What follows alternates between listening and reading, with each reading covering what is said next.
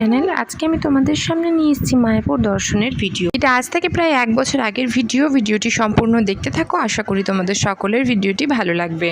সকালবেলা ঘুম থেকে উঠেই আমরা বেরিয়ে পড়লাম। সেখান থেকে নবদ্বীপ স্টেশনে পৌঁছালাম।